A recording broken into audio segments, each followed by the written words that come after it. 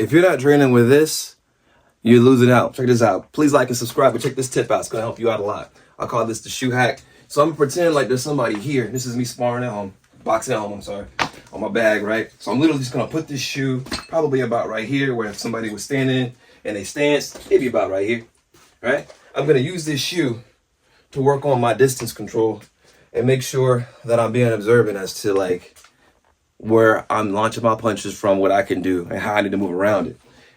This is if the person's a little bit shorter than me. If I wanted to make them bigger, obviously I'll pull the shoe out a little bit more. But watch this right here, right? So we're just gonna do some basic stuff, right?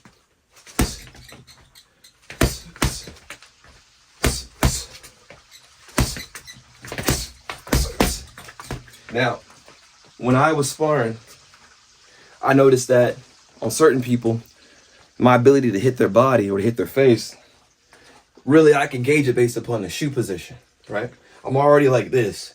In my peripheral, I can see where my shoe is at compared to their shoe. So on certain people, I knew if I was here, I can't hit them. I don't even need to necessarily see how far they are, but I know I can't hit them. I know if I get here, right, a little bit better. But if I want to get to that body, I essentially got to be locked in with a foot and leaning a little bit. You have to be aware of it because every time I'm doing something to get to them, that presents an opportunity for them to get to me. So what we're going to do here, we're going to pretend this person's like 6'2". Bring it out just a little bit more exaggerated. And this is an orthodox fighter, right? So it's pointed towards my lead, right? So we're just going to work off of this. I know I can't hit you here. I can't. So in order for me to get in, I'm going to have to step in. Actually, let's move it in a little bit. That was probably like a 6'4" fighter with some reach. All right, here we go. Okay. Yep, still can't get there. Still can't get there. You see that? Now I can wear my overhand because I know I got to step in on my overhand, right? I'm stepping in, I'm stepping off to the side. I can see where my position is at. And then I'm just coming over the top with that. Right? This is good. It also helps you with your footwork if you want to move around the bag. So for example, if I want to throw 1, 2, 3, but step off on my 3 to my right, watch this.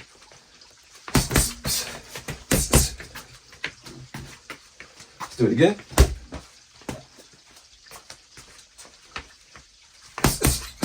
Actually, you know what? That shows me right there I can't do that. Perfect example of that, right? I can't throw that I can't step over unless the person's backing up.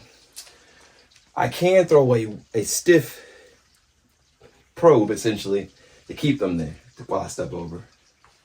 So if I go 1, 2, let's do this again. 1, 2, 1. All right. I've stepped over. Boom. To me, I don't like where I ended here. I feel like I'm too far over. I actually want to be somewhere around right here, right? I want to step about right here, right? This is close, and I have way more punching combinations here. So I can work on perfecting that foot movement because most of the time, if you're going to throw a 1, 2, 1 on somebody, they're just going to do this. You know, they're going to lean back, probably not really move to the side off of a 1, 2, 1 if you throw it fast enough, right?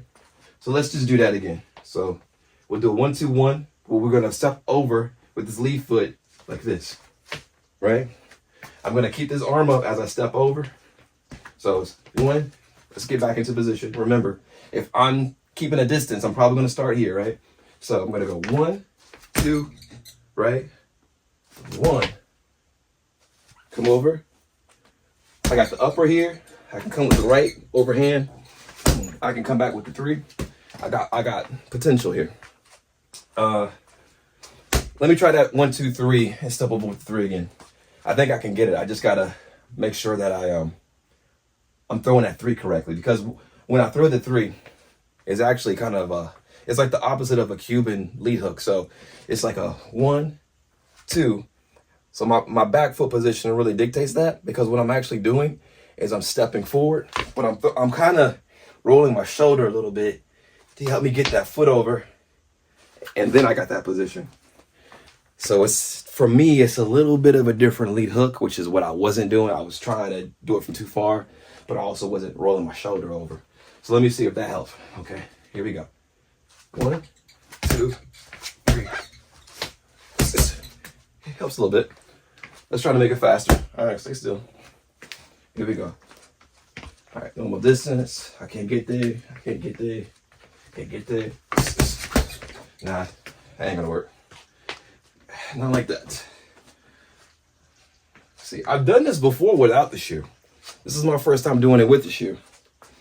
I'm wondering if the shoe is telling me the truth about that.